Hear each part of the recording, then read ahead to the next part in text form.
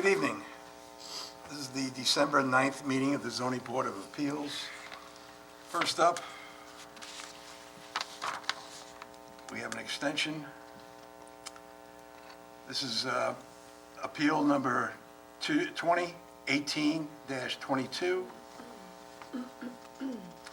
on the application of Edward Hocker on behalf of Overlook Drive LLC for an extension of variance granted by this board on September 27, 2018. The determination was challenged in the Supreme Court in a proceeding captioned Capiola versus the Town of Riverhead Zoning Board of Appeals and Overlook Drive LLC and Edward Hocker, bearing the index of number 1245/18. While the matter was pending before the New York State Supreme Court on March 9, 2020, the applicant's attorney requested an extension of the appeal, which was requested through to August 20th, 2020. Shortly after the extension was granted, March 20th of 2020, New York State declared a state of emergency as a result of the COVID pandemic, which state of emergency was continued without interruption through May 2021. During that time, most municipal services were available on a limited basis, and timeframes for most licenses, statutes of limitations, and other similar matters and timeframes were waived, extended, stayed, or tolled. The extension on this matter finally concluded on April of 2021. As a result of the intervening legislation and pandemic, this board finds it appropriate to extend the applicant's appeal, granted on 27 September of 18 through May 27, 2022, 1 year following the expiration of the ongoing states of emergency issued by New York State and the Town of Riverhead. Therefore, I move that the time period above cited determination to be extended to May 27, 2022, as per Chapter 105, Section 8D of the Code of the Town of Riverhead. Do I hear a motion? So moved, Mr. Chairman. Seconded. Mr. Gazillo? Aye. Mrs. Zawiski? Aye. Mr. Whitmire? Aye. And I vote aye. So your extension has been granted. Young lady, you're off and going. We got an adjournment. You want to announce the Go ahead, you announce it. All right, Mr. Chairman, we have adjournment for appeal number 2021-049, 45 Washington Avenue, Jamesport. It was requested that the adjournment be moved to March 10th, 2022. Second. Okay. All right, Mrs. Zawiski, Aye. Mr. Whitmire, Aye. Mr. Gazillo, Aye. and I vote aye. Now you can take off. Appeal 2021-048, Signature Partners LLC, 680 Elton Street, Riverhead, tax map number 600-109-118, CRC zoning, for a special exception from Chapter 301, Section 222B, where both proposed warehousing distribution use and existing manufacturing use are non-conforming uses within the CRC zoning use district. Pursuant to Town Code, Zoning Board of Appeals may approve a special exception to allow the change from one non-conforming use to another. Mr. Cuddy, as always, a pleasure. Good evening. Charles Cuddy for the applicant. We had appeared earlier as in the last meeting and discussed this at some length, but I'd like to bring you up to date again. What we're looking for is a change from the existing site, which is owned still at this point by Luxor. And that use has been a continuing use over this period of time. In other words, even up till today, that there's small uses at this site, and the general counsel for the Luxor firm has confirmed that to us in writing. So with that in mind, we're asking a continuation of a non-conforming use at this site. The Sid Harvey operation is already in Riverhead, but it needs to enlarge its use, and it would like to have the ability to use 19,000 square feet of this particular site at 680 Elton Street. Sid Harvey's a distributor, a wholesale distributor, basically, of heating and air conditioning and refrigeration equipment. So it would seem to fit into this building without problems, because there's certainly going to be no parking problem, because they're not just a retail site, they're actually a wholesale site. And what they do is they have a truck come in once, maybe every day, every other day from Pennsylvania to bring in the equipment, and then it's sold off on a wholesale basis. 60% of the equipment is delivered by Sid Harvey trucks, and the other 40% is picked up by local contractors. We were talking about the hours, and the hours are 7 a.m. to 5 p.m. Monday through Friday, and 7 a.m. to 1 p.m. on Saturday. They're going to increase their employees from 9 to 12 at this site, and we think this is an appropriate use, and if we can get this tenant and another tenant at the site, then this site is to be significantly repaired and renovated so that it'll look a lot better than it does today. So I was hoping, with that in mind, that the board would allow us to go forward so that we can get back and get our site plan approved and get this underway.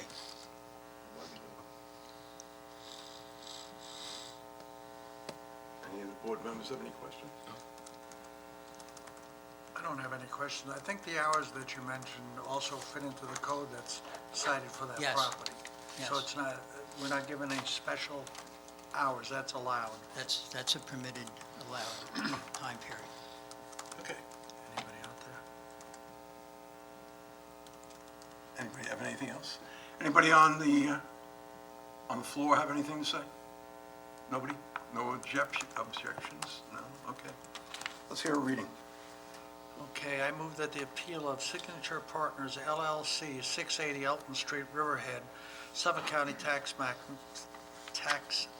Number 600-109-1-18, CRC zoning for a special exception from Chapter 301, Section 222B, where both proposed warehousing and distribution use and existing manufacturing use are non-conforming uses within the CRC zoning use district.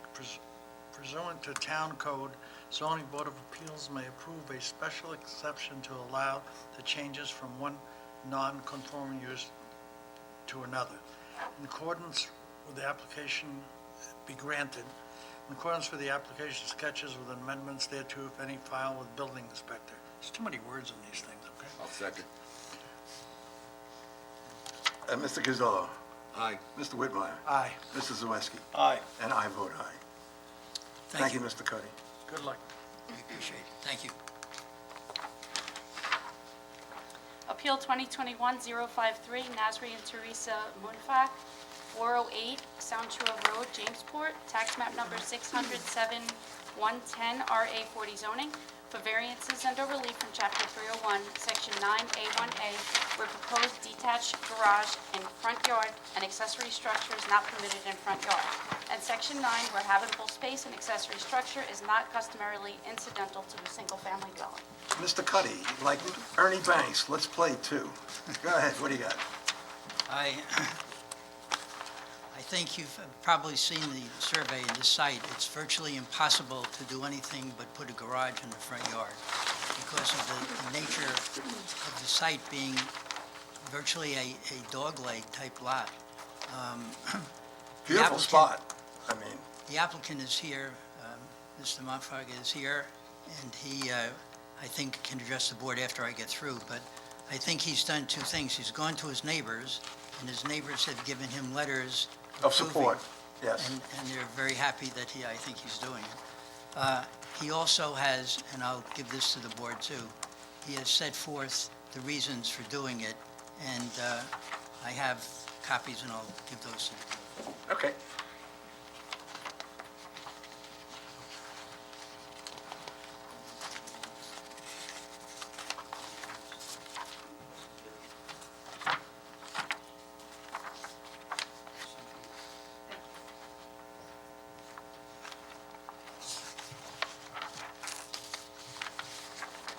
Just to continue, this is in the R40 district. The applicant has wanted to use the garage in two fashions. One for cars and storage, and also for his wife and himself to use office and a space for artwork that she has. They have a bathroom. The bathroom's been approved by the health department, but he has no interest whatsoever in using it as what's called habitable space. He doesn't plan on living there. He doesn't plan on having a shower in the bathroom. It's virtually just the way we've indicated to you. He would like to have a second story where he can have a small office. He's an engineer. He's virtually semi-retired at this point and would like to use part of that as an office space.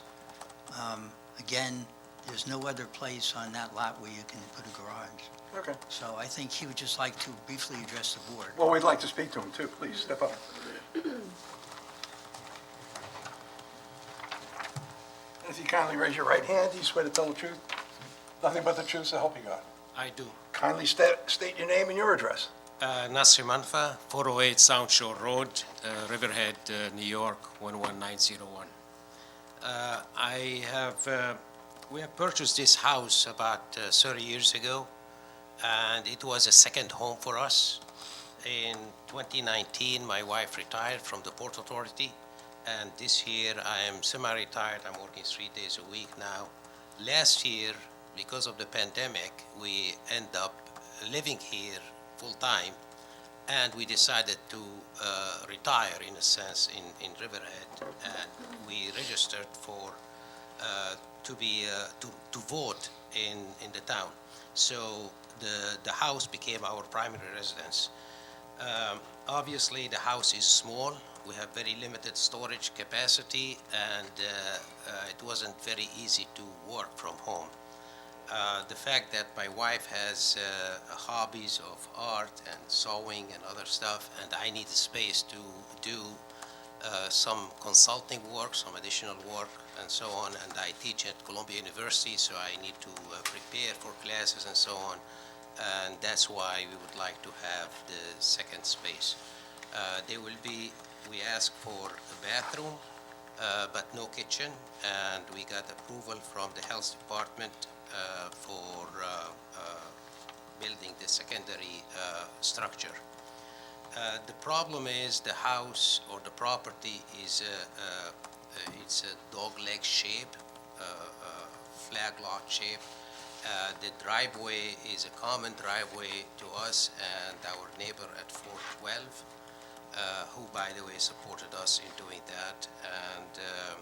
And we don't have street frontage, and that's the only place we can place a garage.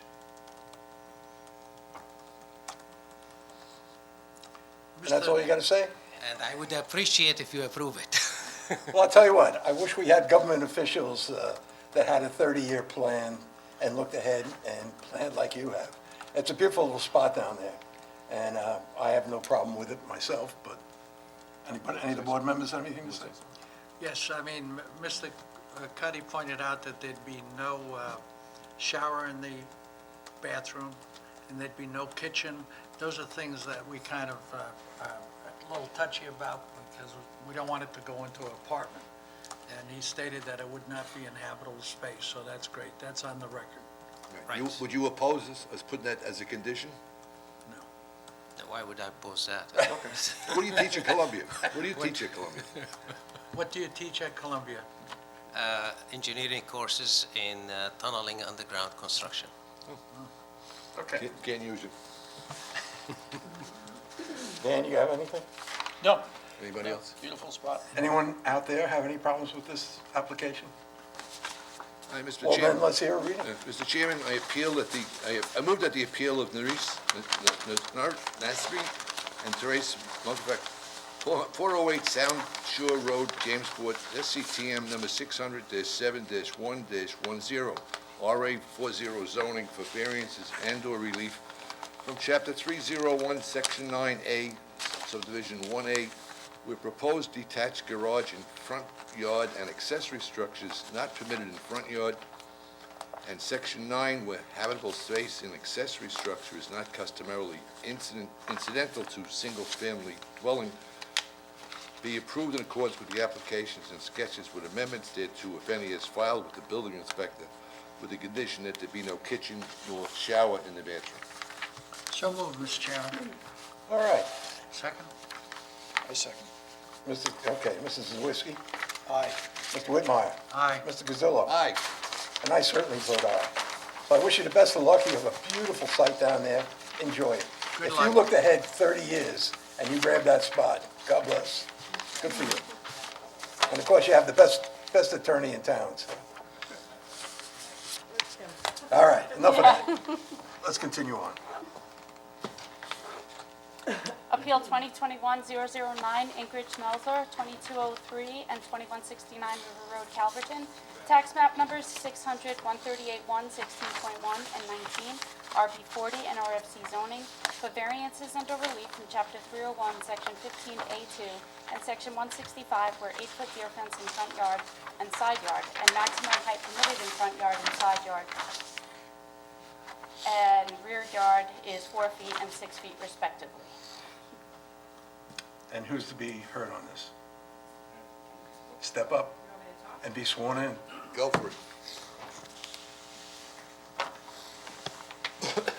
You know, if it was the old days, we'd have your dad up here, and he'd just... In his green outfit. Anyway, kindly raise your right hand. Do you swear to tell the truth, nothing but the truth? So help you God. Please state your name and your address. Ingrid Schmelzer, 2203 River Road. Please talk into the mic. Yeah, there you go. Do it again. Ingrid Schmelzer, 2203 River Road, Calverton. Terrific. State your problem.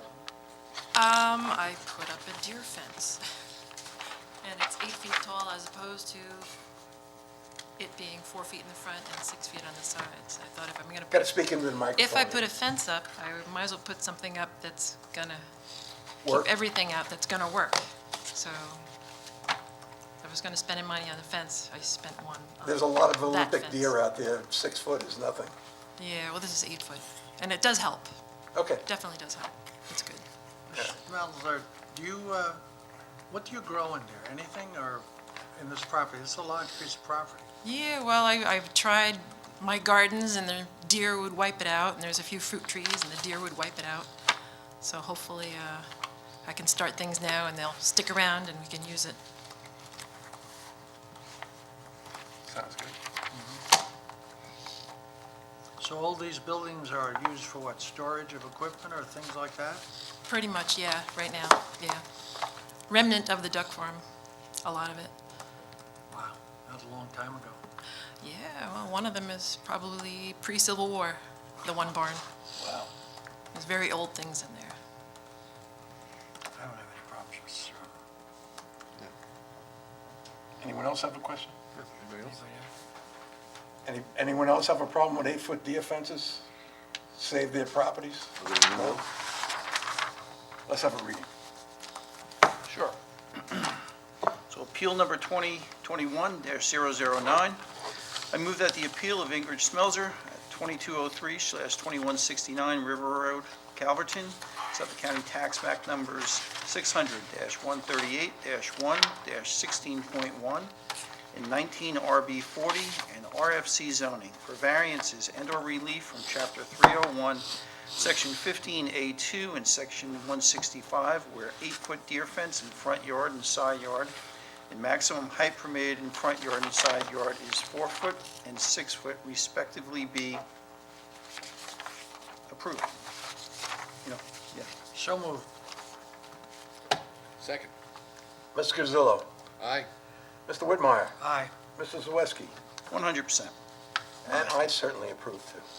Thank you very much, You're appreciate quite it. welcome. Good All the luck. best. Holidays. How old are the kids now? 18, 15, 14, God bless. plus Good luck. 27 and 29. Yeah, you'll need that 8-foot fence. Okay. You're welcome. Next up. Appeal 2021-051, Teresa Dilworth, 992 East Main Street, Riverhead. Tax map number 600-106-47, HC zoning, for a use variance and/or relief from Chapter 301, Section 56A, where multifamily dwellings not permitted in Hamlet Center zoning. Proposed three-family dwelling not permitted. All right then, young lady, kindly raise your right hand. Do you swear to tell the truth, nothing but the truth, so help you God? Yes. Kindly state your name and your address. My name is Teresa Dilworth. I live on 3755 Halleck Lane, Mattatuck. Okay. So this is concerning a property at 992 East Main Street that I purchased in December of last year, almost a year ago. The house is an old historical house. It was built in 1912, and for a little over 100 years, about 105 years, it was used as a three-family residence. And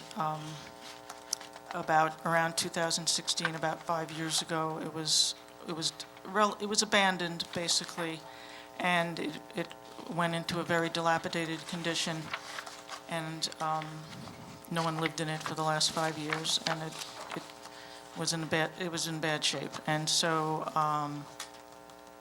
I bought it, and I've been trying to renovate it, and I would like to return it to its use as a three-family, three-apartment building. It has 16 bedrooms.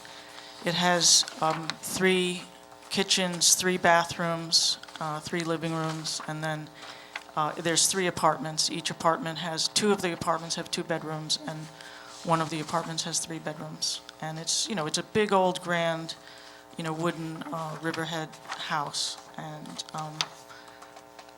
so because it was abandoned for 5 years, it lost its pre-existing use. I'm not sure when the zoning rules changed. I don't really know when, but it's Hamlet zoning right now, and under the Hamlet zoning, residential apartments are only allowed on the upper floors. The zoning would require commercial use on the ground floor, like a restaurant or a retail or an office or some sort of, commercial use on the ground floor, and residential apartments upstairs. And that is the current zoning. I'm not sure when that changed, but, so what I'm asking for is the permission to return it to the three-family use, the historical use. And I guess that's it. In looking for a three-family use, we just had this tragedy on 2nd Street with that house. Would you agree to put in the sprinkler system and whatever else needs to be done to... Well, I think a difference between, I know that house, that's also a beautiful old, was a beautiful old historical house. That is a 3-story house, and I think the issue was the 3rd story. This house that I'm talking about is all 2-story. There's a main house with 2 stories, and then there is an extension off the back with 2 stories. And I think with 2 stories, you have less of an issue of people getting trapped, because you can jump out of a window of a 2nd-story house, but not out of a 3rd-story house. I live in Mattatuck, and the zoning over there is they do not allow residential on a 3rd story, but only on the first 2. So I would, even though there are some parallels with the house that you're talking about, personally, I wouldn't want to have to put the sprinkler system in. I hear that's extremely expensive, and it's a historical, I don't know, I'm thinking it might lose its historical character or be very expensive. So if possible, I would not want to be required to put a sprinkler system in. But of course, the fire alarms and the smoke detectors and the carbon monoxide detectors, that's, I think, all pretty standard and up to code and all that.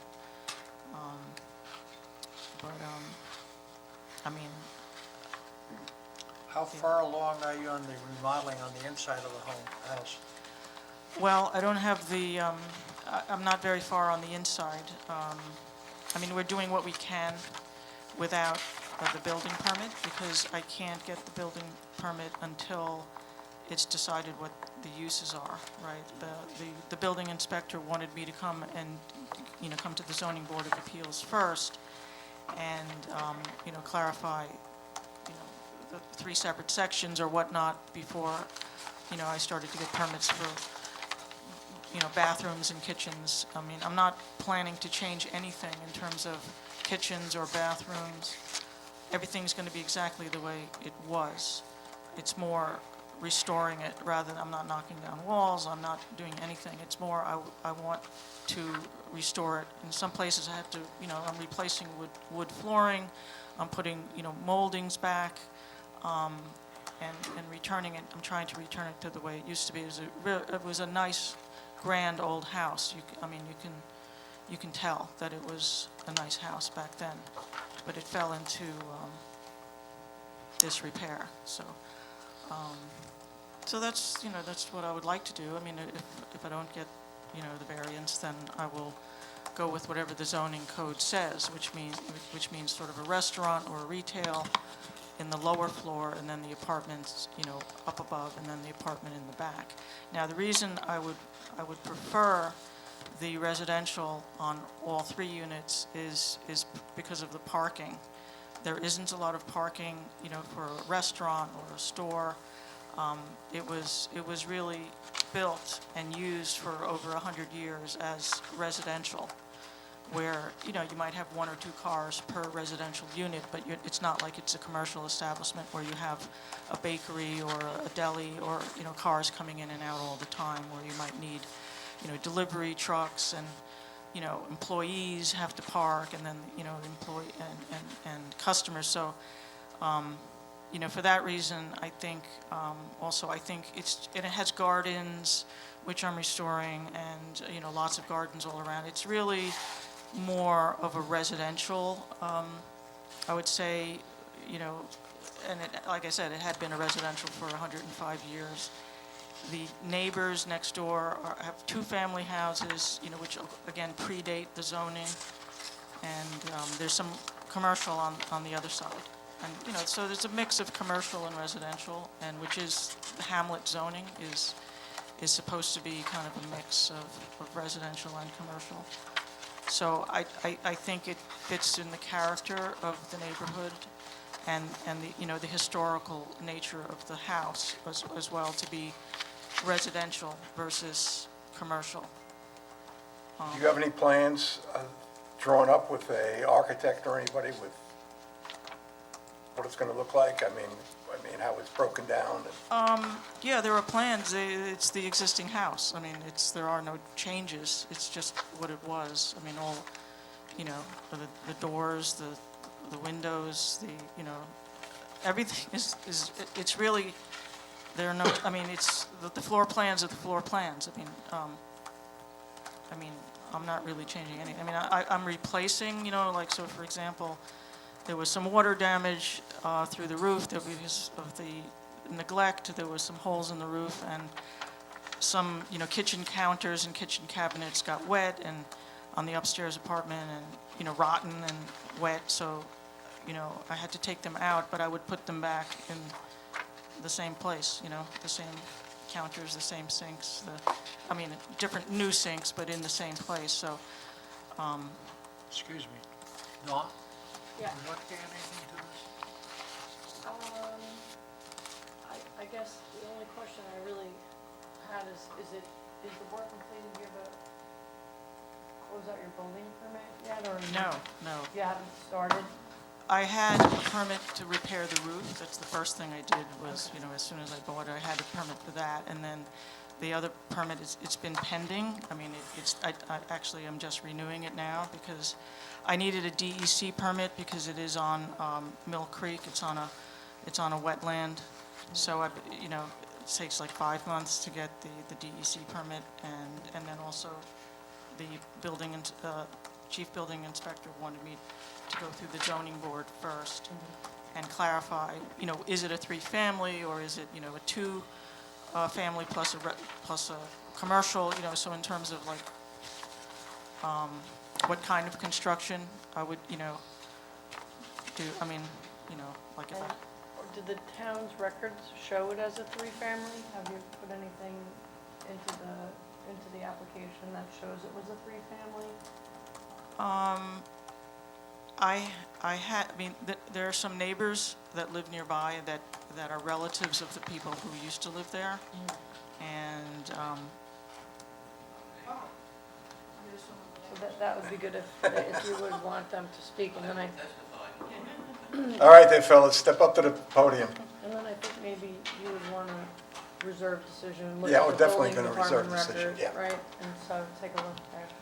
All right there, young fella, raise your right hand. Do you swear to tell the truth, nothing but the truth, so help you God? I do. Kindly state your name and your address. My name is James Peterson. I live at 143 Lake Avenue, Riverhead. I own the apartments adjacent to Teresa. The relatives used to be on the house that Teresa had purchased, which was Wickham Tight. And it's always been a three-family dwelling. It's had 3 separate meters for as long as I could remember. I'm 63, so ever since I could remember, That's all you are? yeah, I'm a young guy. And I would like to see it back to a 3-family unit. I wouldn't want to see a business over there. There is no parking. I hear you, I hear you. And I rent there, and I would like to see a family units. Okay, So that's what I'd like to say. thank you very much. Yep. Anyone else to be heard? Dawn? Yeah. So this legally, she can have 2 apartments and retail space on the bottom, right? That's what So it says. That's what she wants to. But it's like. it's in the No, hamlet, No, I understand. Yeah. so, right, in the hamlet zoning use district, right? Right. Hold on one sec. So the parking certainly would be a huge issue there. Yeah, Yeah. People coming in and out. I guess the big thing you would want to look at is what the town records say relating to the three-family status, just to make sure that that's, so the assessor's card would have probably data relating to that, and how old the building is, and then whatever the building records are, and then the testimony that you had, and then you can, Okay. All right, if there's nobody else to be heard on this matter, let's put this anyone off to the else? next meeting for a reserved decision. Is anyone else here? I just asked. Oh, Okay, so whoever has it, let's put it off to the next I meeting, which have is it. When is the- January. January 13th. 13th. Okay, Mr. Chairman, I respectfully move that appeal number 2021-051 for Teresa Dilworth, 992 East Main Street, Riverhead, be moved to January what? 13th. 13th, 2022. Wow. Second. Okay. For a reserved decision. For a reserved decision, that's correct. Second. We have a second? Yes. Okay, Mr. Gazillo. Aye. Mr. Whitmire. Aye. Mrs. Zawiski. Aye. And I vote aye. So you see you folks, the next meeting, which is the 13th of January, and we give you our decision. Okay? Thanks very much for being here. So, Carissa, can you find any of this stuff out? Good, okay. Okay. Last one. Appeal 2021-052, Paul Caputo, 87 Beach Road, Aquabog.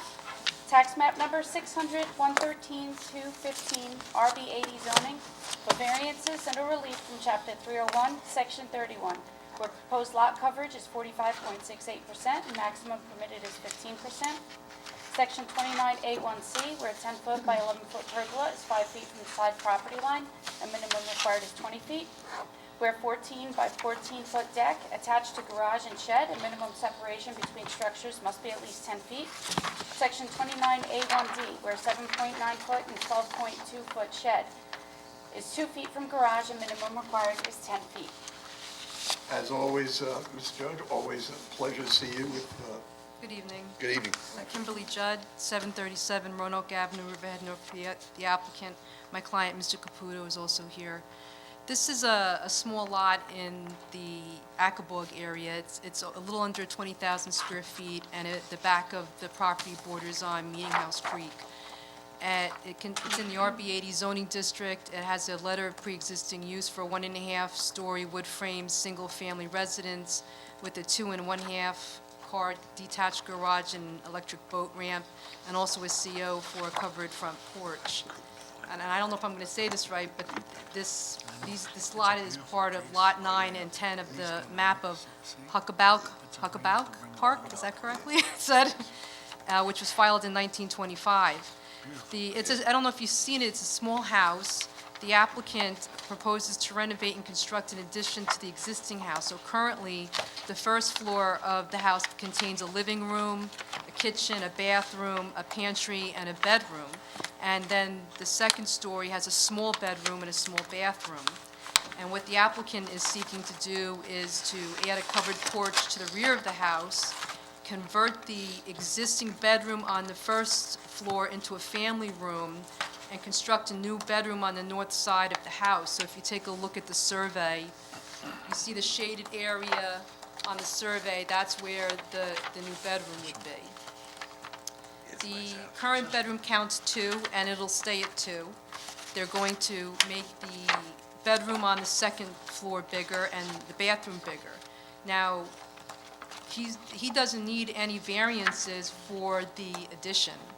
The house will comply with all setbacks. What he needs a variance, couple variances for, and the ad says lot coverage, but it's really impervious surface coverage. He meets lot coverage. The lot coverage in RB 80 is 15%. The lot coverage for the house and the roof structures is 13.46%. But what he needs the variance for is the impervious. So if you've been to the property, you'll see there's a U-shaped driveway. His garage is behind the house, so the driveway is paved leading all the way back to the garage. And when you calculate the impervious, it comes out to be 45.68%. And when you look on the survey in the left-hand corner where it says lot coverage, you can see that more than 50%, even more than that, has to do with the driveway. It's not, the impervious doesn't have to do with the house. It's very small. The lot coverage for the house on the survey is 1,357 square feet. So if you were to subtract out the driveway from the impervious surface coverage, it would be 21%, which would be a little over the 15%. So that's the bulk of the coverage that we're seeking here. Like I said, the addition does not require any setback variances that we're doing to the house. It has, and you don't need a building permit to pave your driveway, but when you submit a building permit to do an addition or any kind of work that triggers a building permit, then the impervious surface coverage comes into issue. I submitted some pictures. If you take a look at the pictures, did anybody get to see the property? I think we all would. Did you see the maple tree in the backyard? I just was gonna, that is some tree. It's humongous. It's humongous. humongous. I I was was looking at the complimenting him. I said, that's a beautiful tree. And he says, not when you have to rake the leaves. Yeah. But the other, so you'll see that there's a lot of grassed area in the back of his yard, on the side of it. It's covered in grass. And the other structures that require relief, you'll see here, there's a little deck right over here, and it's not attached. It's not attached to the garage or the shed, but it's 8.5 inches high, but it's not more than 5 feet from the garage and the shed. So the code requires 5 feet separation of the deck from the shed and from the garage, and it's not. So that's why we're requesting a variance. And like I said, it's not a high deck at all. My client actually moved the shed to be 5 feet from the property line, because if you look at the survey, I think it says 3 feet. So he moved it, and then you'll see we also need relief for the pergola, because that's 5 feet from the property line as opposed to 20 feet, which is required in RB 80. So I submitted on the second page an aerial photograph, and I highlighted my client's property in pink, just to show the board that if you look at this aerial, you'll see there's accessory structures all over the place, right on the property line. And like you did, this board recognized this in a ZBA decision for the very next door property that also got lot coverage relief. I think it was 70-something%, but it was a smaller lot. And the board in that decision, which I put in the package, recognized that when this map was filed, there were small, narrow drawn lots, and a lot of the lots in this area over the years have had to come before the board for variance relief. Again, for maybe primary structures for the house, like in this case, he's not requesting any variance relief for the addition he's doing. It doesn't trigger any variance relief, it's just the impervious surface coverage, and then accessory structures, which you gentlemen probably all saw today, or when you did your inspection. So the one good thing is that he's going to be putting in a new IA system. So as far as any detriment to the environment, I think he's going to be improving that. And he's putting his permits in for that. If there's any other questions that the board has for me and my client, we'd be happy to answer them. Beautiful property. I don't think any of us have any problems with this. Anybody else? Do any of the Smelzers have any problems with this? Mr. Smelzer out there? Nothing with, no? Okay. You're out in Calverton, you're happy out there? Very happy out there. Very good. You folks need a better sound system. Can't really hear you out here in the audience, Well, we don't project our voices, I guess, as well as we should. but other meetings, Either that or your hearing's going. well, that's a given, the hearing shut down. Okay. Let's hear a reading.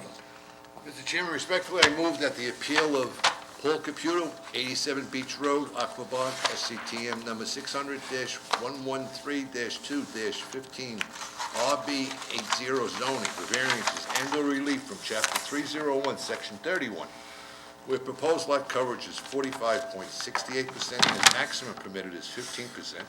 Section 29A, sub 1, sub C, where 10-foot by 11-foot pergola is 5 feet from side property line and minimum required is 20 feet, where a 14 by 14 deck attached to garage and shed and minimum separation between structures must be at least 10 feet.